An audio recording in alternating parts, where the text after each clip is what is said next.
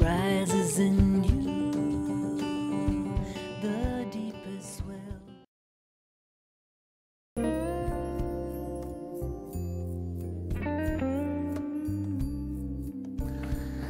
Here we are in Guitar Corner, Mr. Phil Hudson.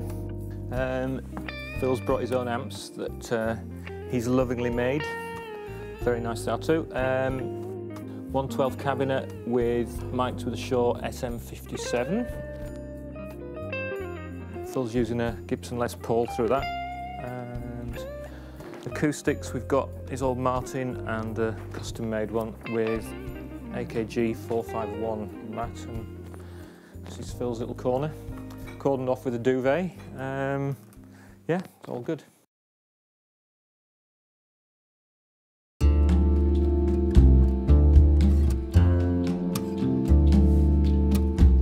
This is the bass corner, which is my domain.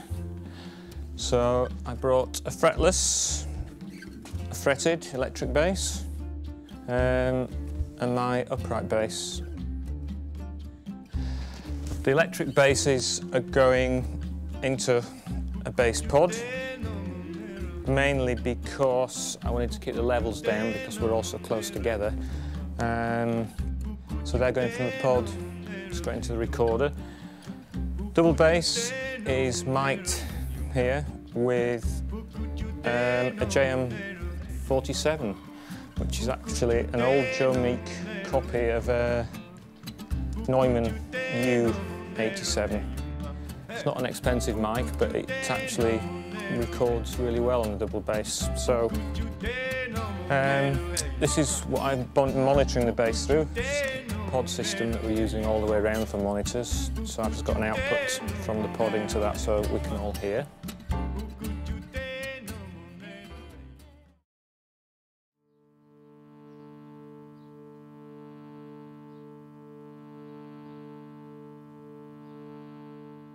And then the main recording rig.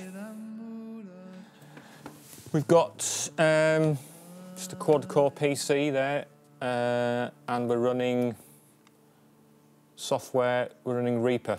I chose Reaper because it's dongle-less, small footprint, and very stable software. Got two Steinberg MR816 audio interfaces, Behringer AD8000, not the best thing in the world, but it's not bad. Steinberg Yamaha, very good mic pre. So we've got 24 channels straight into the computer, and you can see into Reaper with all our songs recorded day to day, like that. And we've just finished 4 days recording. And from a technical point of view, from this side, it's run perfectly well. We've had no problems at all. Nice small compact system, good sound quality, recorded at 48 kilohertz 24-bit because it's going to be used for picture as well, so it's all there.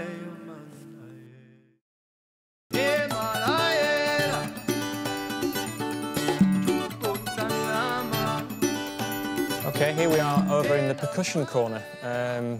Percussion player is a lovely lady called Signe, and she's brought with her, well, as you can see, a vast array. We've got drums, African drums, various cymbals, a cajon at the back, various temple bells, wood blocks, chimes, congas, bongos, a bit of everything.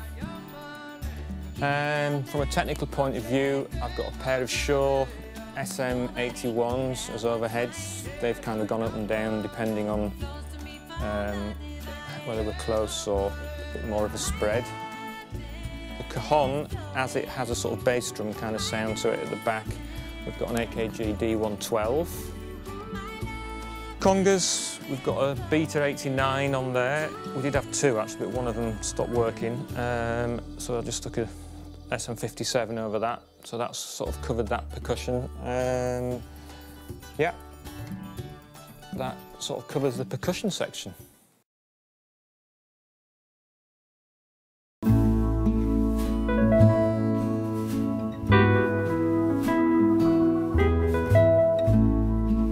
Keyboards, Mike Timothy on keyboards.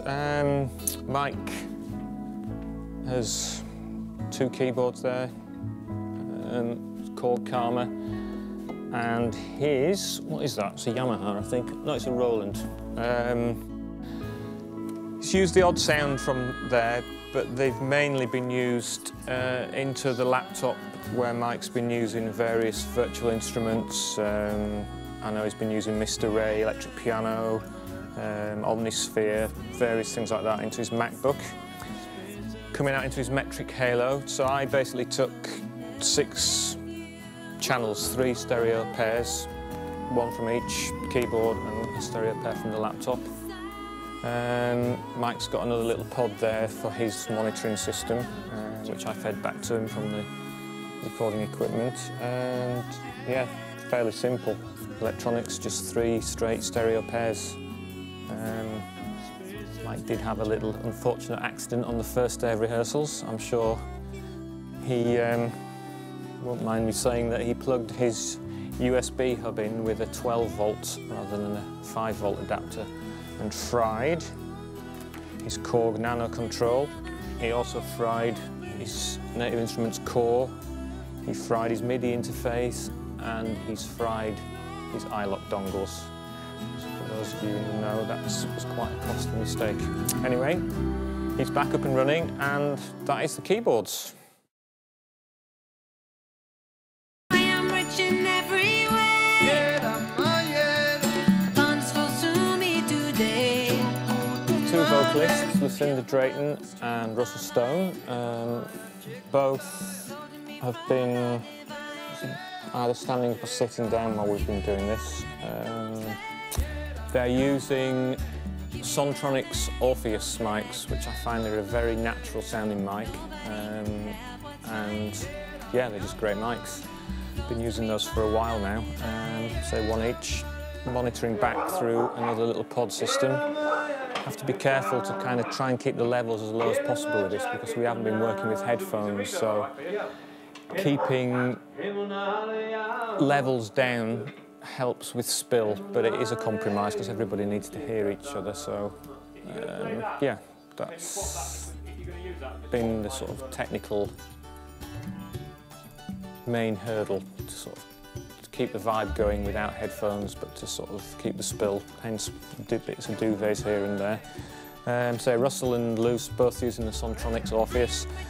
Russell had a little Shruti box down here, which is like a little sort of drone reed instrument. We had an SM58 on that. What else have we got around? Okay, room mics. I'm using Sontronics Sigma mics, which are ribbon mics. Have a nice natural roll-off, so they make a good room mic. So we've got this in the Bloom line setup, which is basically has their figure of 8 patterns. It gives you an overall spread, and more importantly, because we've had bipping filming, people moving around, they're in a solid spot, so they're easy to see, so people don't fall over them. What does it pick up and where from? Basically, the room. The sound, everything, the sound of the room, that's why they're out here. They're in the middle of the room, they pick up sound all the way around. So when I'm mixing, if I want some ambience, you know, the natural reverb of the room, I've got a stereo channel that I can adjust the level and make it sound more lively or less lively. So, and we've done the odd overdub as well. Signy's done, we've laid tracks down. We've then gone back and maybe put extra percussion on. Always had the room mic, so it always gives me a chance for some natural room reverb of the room, which will tie everything together. So we've had 4 days, we've written and recorded every day. We've honed some things down, got them into an arrangement and then worked them up. Other things we've done on the fly. We've basically come in and I've pressed record and people have just played.